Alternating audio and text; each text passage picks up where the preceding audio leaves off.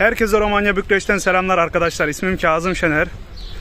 Lütfen videoya geçmeden önce kanalıma abone olmayı, beğeni butonuna basmayı unutmayınız arkadaşlar. Destekleriniz için şimdiden teşekkür ederim. Arkadaşlar yaklaşık 6 senedir Romanya'dayım ve burada edindiğim bilgileri siz değerli arkadaşlarıma aktarmak istiyorum. Romanya üzerinde çok fazla içerik üreten arkadaş yok maalesef. Sadece öğrenci arkadaşlar sağ olsun, onlar biraz içerik üretiyorlar. O yüzden arkadaşlar tekrardan kanalıma destek olmak için abone olmayı unutmayın diyorum. Arkadaşlar bugünkü işleyeceğimiz konu Romanya'da işçi vizesi hakkında bilgi vermek. İkinci olarak ise Romanya'da turist vizesiyle gelip nasıl iş bulabiliriz ve bu mümkün mü gibi iki tane konuya değinmek istiyorum arkadaşlar. Birinci konumuz Romanya'ya işçi olarak nasıl gelinebilir? Arkadaşlar çok basit bir şekilde anlatacağım sizlere.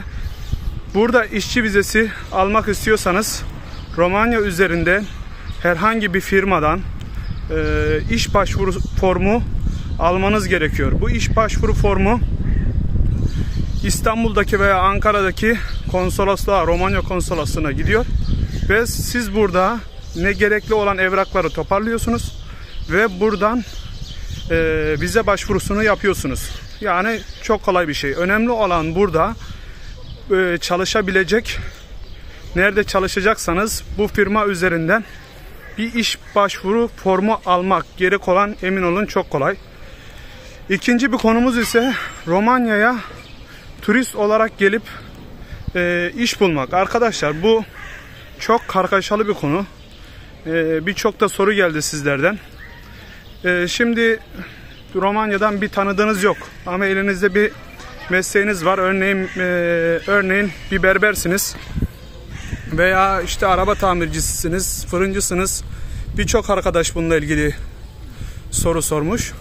Arkadaşlar turist vizesiyle gelmek için Romanya'ya birçok şeye ihtiyacınız var. Çünkü Avrupa Birliği, yani Avrupa Birliği genelinde artık kolay kolay Türklere arkadaşlar turist vizesi vermiyorlar. Bunun sebebi de malum. Çünkü gelen arkadaşlar buraya 30 günlük bir turist vizesi veriliyor ve 30 günden sonra da Türkiye'ye dönmüyor. Kaçak olarak kalıyor. Ve ekonomik durumunda biliyorsunuz zaten çok fazla da aşırı bir talep var arkadaşlar. O yüzden insanlar gelecek Romanya konsolosluğu sizleri incelerken emin olun çok detaylı bir şekilde inceliyor. Ve turist vizesiyle gelirken birkaç soru soruyor. Nereye gideceksin? İşte ne amaçlı gideceksin? Gezmeye mi gideceksin? Tatile mi gideceksin? Emin olun Türkiye'de kaç sene çalışmışsınız? Hangi mesleklerde çalışmışsınız? Bunlara değiniyor arkadaşlar. Örneğin mesela bir otelcisiniz. Ben şahsen kendimden örnek veriyorum. 12 senedir Antalya'da çalıştım otellerde. Arkadaşlarım, birçok arkadaşım turist vizesi alıp İngiltere'yi denedi, Almanya'yı denedi. Birçok evrak çıkardı, bir sürü masraf yaptı, araya aracılar koydu arkadaşlar.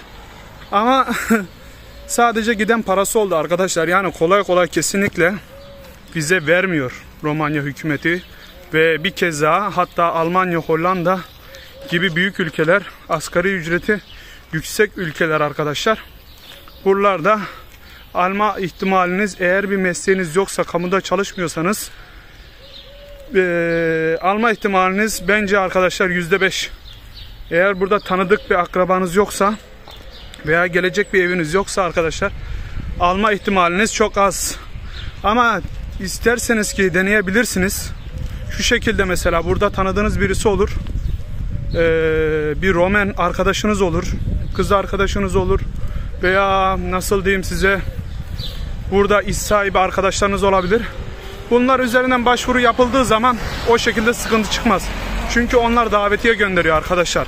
Yani ama siz davetiyesiz direkt turist vizesi olarak gidip elinizde, yani kamuda çalışmıyorsanız ve geldiğiniz zaman da kaçak olarak burada kalacağını bildiği an bunu vermiyor. Hadi diyelim ki bir şekilde verdi ve buraya geldiniz turist olarak ama burada iş bulmak istiyorsunuz.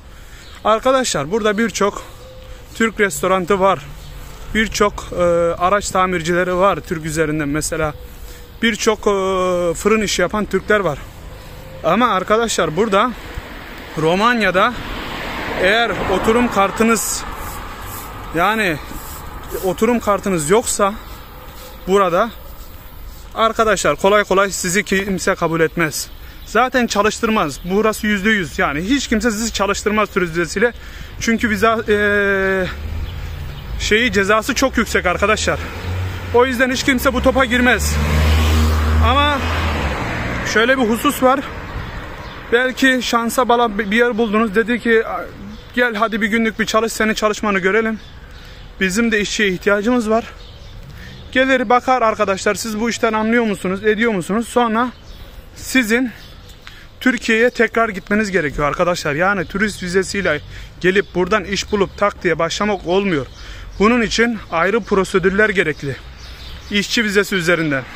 Yani işçi davetiyesi gönderiliyor. Tekrardan dediğim gibi İstanbul'a veya Ankara konsolosluklarına, Roman konsolosluklarına gönderiliyor.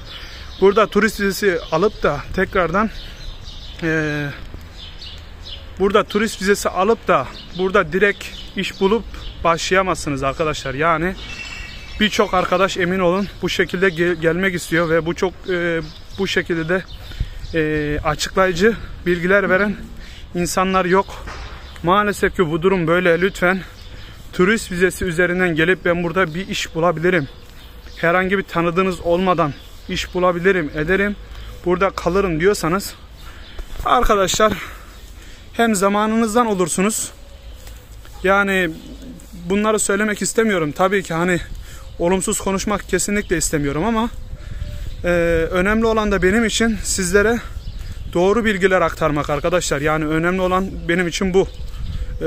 Ben bu platformdan para almak veya para kazanmak için yalan yanlış bilgiler vermiyorum. O yüzden turist vizesiyle gelecekseniz dediğim gibi paranıza yazık edersiniz ama dediğim gibi örneğin burada bir tanıdığınız bir arkadaşınız var veya bir firmayla iletişime geçtiniz. Dedi ki size işte senin internet üzerinden buldu veya tanımıyor etmiyor, bir referansınız yok. Ben seni işe alırım ama nasıl çalıştığını görmem lazım. Gelirsiniz buradaki firmaya, kendinizi gösterirsiniz. Bir günlük, hani onda da bile tehlikesi var. Belki bir şekilde bunu yaptınız, ondan sonra da firma çıkartır. Arkadaşlar firmaların da işçi vizesi, yani Türkiye'den eleman getirmesi biraz sıkıntılı. Emin olun bunlar için de kolay olmuyor. Yani benim çalıştığım firma Romanya'da benim için Bükreş'te en büyük Türk restoranı firması.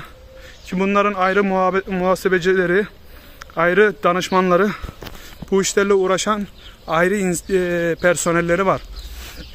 Ama sizin buraya geleceğiniz her firmanın ayrı bir danışmanı veya bu işleri yapan personeli olmayabilir. O yüzden arkadaşlar gelmeniz o kadar kolay olmuyor referanssız bir şekilde. O yüzden arkadaşlar sizlere bir lütfen arkadaşlar sizlere tavsiyem, buradan bir firma bulun. Bu firma üzerinden gelmeye bakın. Turist vizesi alıp da burada işte çalışırım, ederim, burada bir firma zaten bulurum, eleman sıkıntısı varmış. Bu topa girmeyin. Dediğim gibi tekrardan söylüyorum altını çizerek. Hem dünya kadar masraf etmiş olursunuz.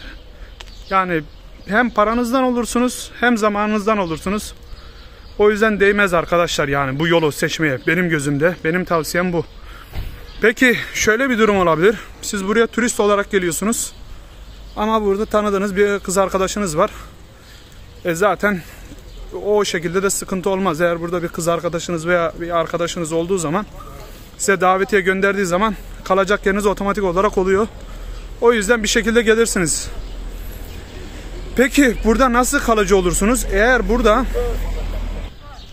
Eğer burada kız arkadaşınızla evlenirseniz arkadaşlar, yani kız arkadaşınızla evlenirseniz tekrardan Türkiye'ye gitmenize gerek yok. Yani turist vizesinin arkasından burada kağıt evrak işlemlerini yaptınız. Ondan sonra da başvurusunu yaptınız Romanya hükümetine.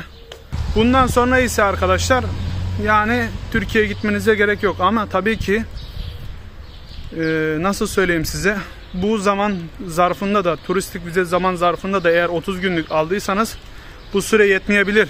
Çünkü aile birleşim vizesinde arkadaşlar vize almanız yaklaşık 3 ay sürüyor. Tamam, bunu başvuru yaptınız, 3 aylık sürüyor ama ben işte sonuçta evlendim, hemen gidip çalışabilirim diye bir husus yok.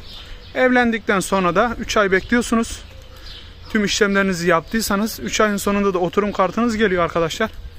Artık ben kendimden örnek veriyorum. Benimki 5 senelik çıktı oturum kartı. Onun üzerinden sonra çok kolay bir şekilde iş bulabilirsiniz. Yeter ki Romanya'da arkadaşlar oturum kartınıza sahip olun. Oturum kartına sahip olduktan sonra emin olun sizler için de çok iyi bir şey.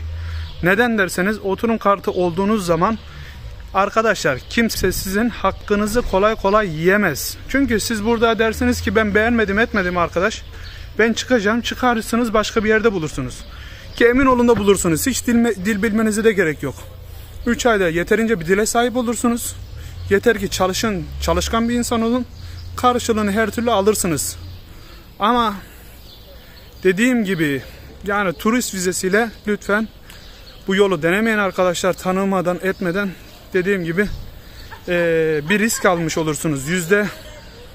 Nasıl diyeyim size, %90 civarında bir risk alıp buraya gelirsiniz, artık %10'da şansınıza kalmış. Belki bir firma bulursunuz, onun üzerinde de devam edersiniz diyorum. Herkese sevgiler, saygılar arkadaşlar. Sizleri seviyorum.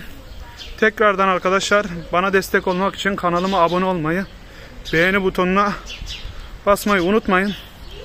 Herhangi bir sorunuz varsa da lütfen yorumlara yazın arkadaşlar. Elimden geldiği kadar sizlere yardımcı olacağım.